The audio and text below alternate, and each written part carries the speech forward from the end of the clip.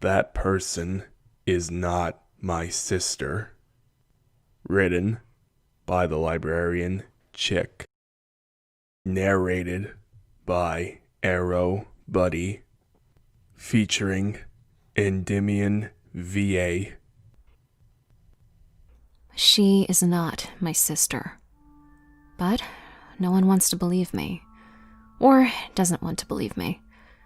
I've told my parents and my grandparents, my aunts and uncles. But they're just too happy to have Chelsea back.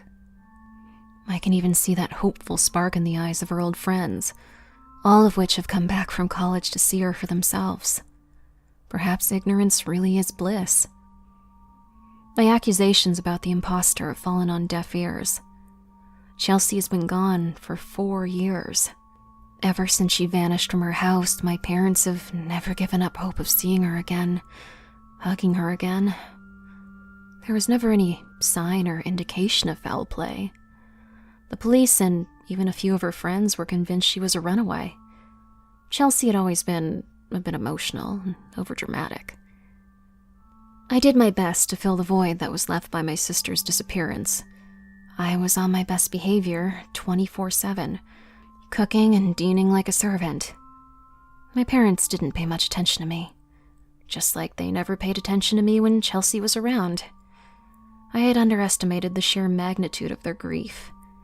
They had gone through all of my college fund and Chelsea's college fund to hire private detectives who turned up nothing. Every lamppost and business in town had a piece of paper with her face and name on it. When this imposter knocked on our door 2 days ago, disheveled and smelling like a sewer, she fell into my parents' arms and said she was Chelsea. And she didn't look like Chelsea, which surprised me. She had similar brown eyes and the same color hair. She was older, of course. A young girl's body can change a lot in 4 years.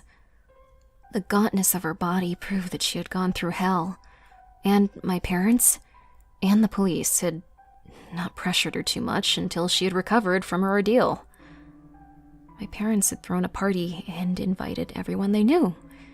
Even the camera crews had shown up to interview them. My mother beamed happily at the news anchors as she spoke through happy tears. Chelsea is home! My baby is finally home! My father said nothing, but laughed and held his wife as he looked into the sky, almost as if he was thanking God for the return of his eldest child. I stayed back and held my own tears. I knew my parents were about to have their hearts broken all over again. As soon as that girl, whoever she was, recovered enough, there would be a DNA test. And it would prove to everyone that the girl wasn't who she said she was. That charlatan. I hoped she would go to jail for this after it was all done.